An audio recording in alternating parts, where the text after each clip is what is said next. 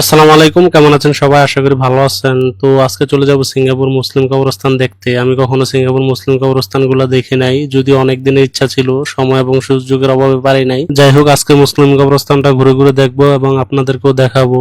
তো আমি চুয়াচগন এমআরটি থেকে নেমে 172 নম্বর বাসে উঠলাম। এখানে দুইটা বাসই যায়, 172 আর 975। তো বাস থেকে নেমে কিছুক্ষণ হাঁটার পর চলে আসলাম আমাদের সেই কাঙ্ক্ষিত চুয়াচগন মুসলিম কবরস্থান, আমাদের শেষ ঠিকানা। যাই হোক, এই কবরস্থানটা আজকে পুরোটা ঘুরে ঘুরে দেখাবো এবং বিস্তারিত অনেক কিছুই জানবো। যদিও এই কবরস্থানটা পুরোটা ঘুরে ঘুরে দেখানো সম্ভব না, কারণ অনেক বড় এরিয়া নিয়ে এই কবরস্থানটা। তারপরও যতটুকু পারি দেখানোর চেষ্টা করব। সামনে অনেক নতুন কবর আছে, কিভাবে সিঙ্গাপুর কবর দেয় বিস্তারিত সবই দেখতে পারবেন ভিডিওটা শেষ পর্যন্ত দেখলে। সিঙ্গাপুর কবরস্থান গুলো দেখতে অনেক সুন্দর, পরিপাটি, গোছানো। দেখেন, মেনটেন্স করার লোক আছে। যাই হোক, এখন আমি এখানে কিছু কবরস্থান দেখবো।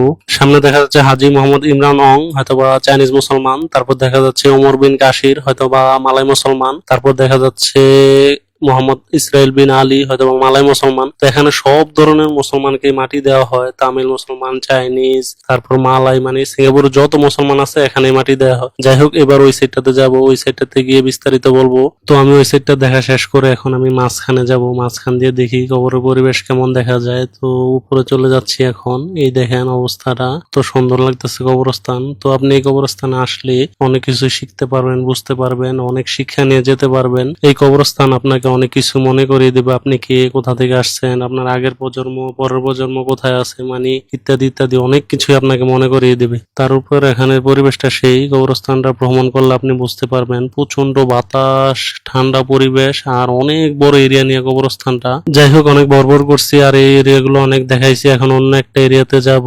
তো এই কবরস্থানটা তো অনেক বড় এরিয়া নিয়ে অনেকগুলা ভাগ আছে, শুধু একটা ভাগে না, অনেক ভাগে ভাগে কবরস্থান। তো অন্য একটা ভাগে আসলাম আমি এখন। এই দেখেন, এখানে দুইটা বাচ্চা আছে, কবুতর নিয়ে খেলাধুলা করতেছে। এখানে অনেক কবুতর আছে। দেখেন কত বড় কবরস্থান, যেখানে চোখ যায় শুধু কবর আর কবর, কবর আর কবর, হাজার হাজার মানুষের কবর এখানে। তো সিঙ্গাপুর নাকি খালি জায়গা নাই, এখানে আসলে দেখা যায় কি পরিমাণ খালি জায়গা আছে। এই কবরস্থানের পাশে আরো বিভিন্ন ধর্মাবলীর কবরস্থান আছে, যেমন খ্রিস্টানদের কবরস্থান, চাইনিজদের কবরস্থান, মানে বিভিন্ন বিভিন্ন ভাগে ভাগে কবরস্থান আছে এর পাশেই। এখানেও যতগুলো কবরস্থান আমি দেখাইতেছি সবগুলো যদিও দেখতে একরকম দেখা যায়, কিন্তু কবরস্থানগুলো সব ভাগে ভাগে। ভিডিওর কারণে এমন মনে হচ্ছে, কিন্তু সব কবরস্থানে ভাগে ভাগে অনেক বড় এরিয়া নিয়ে আলাদা আলাদা, কিন্তু সব এক দেখাচ্ছে ভিডিওতে। যাই হোক, এখানে কবর পরিচর্যা করার জন্য অনেক লোক রাখা হয়েছে, অনেক বাংলাদেশি ভাইও দেখলাম এই কবরস্থানে কাজ করে। তো তাদেরকে জিজ্ঞেস করলাম এই কবরস্থানের বিস্তারিত এবং প্রতিদিন কেমন মানুষ মাটি দেয়। তারা বললো প্রায় প্রতিদিন 15-16 জন মানুষ এখানে মাটি দেওয়া হয়। এই দেখেন, এই কবরের মাঝখানে একটা গাছ। তো এখানে একটা বিষয় আমি লক্ষ্য করলাম, কবরের মাঝখানে যত গাছ আছে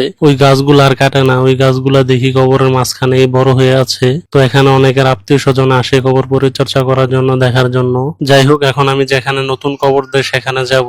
দেখেন সিঙ্গাপুর কিভাবে কবর দেয়। তো অলরেডি সব কবর রেডি করা থাকে, তাদের ঢালাই দেওয়া ব্লক ব্লক সিস্টেমের। এখানে দেখেন একটা ব্লক তোলে আর একটা কবর দেয়। যদি এই কবর গুলা বাচ্চার মনে হইতেছে, একটা কবরে দুইটা কবর। দেখেন এগুলা শিশুদের কবর। তারপর আমি অন্য জায়গা থেকে আপনাদেরকে দেখাই। এই দেখেন এখানে, তো এখানে স্পষ্ট বোঝা যাচ্ছে যে কিভাবে কবর দেয়। একটা ব্লক তুলে আর কবর দেয়, একটা ব্লক তুলে আর কবর দেয়। যদিও এইগুলো একসময় আর ফাঁকা থাকবে না, মানুষে পরিপূর্ণ হয়ে যাবে, সব কবরস্থান হয়ে যাবে। এই দেখেন, এই কবরগুলা সব নতুন দেওয়া হয়েছে, এখানে বেশি দিন হয় না কবরগুলা দিছে। মাটিগুলো তারা কিনে আনছে এখানে কবর দেওয়ার জন্য। যাই হোক, অনেক ঘোরাঘুরি করছি, অনেক কিছু জানলাম, বুঝলাম, দেখলাম এবং কবরস্থান থেকে শিক্ষা নেওয়ার চেষ্টা করলাম। আপনারাও চাইলে এসে এই কবরস্থানটা ঘুরে যেতে পারেন। যদিও কবরস্থান কোনো ঘোরার জায়গা না, তারপরও মুসলিম হিসাবে চাইলে ঘুরে যেতে পারেন এবং কবরবাসীদের জন্য দোয়া করতে পারেন। অবশ্যই আসলে আপনার ভালো লাগবে, ভালো একটা সময় কাটবে। যাই হোক, এখন আমি চলে যাব।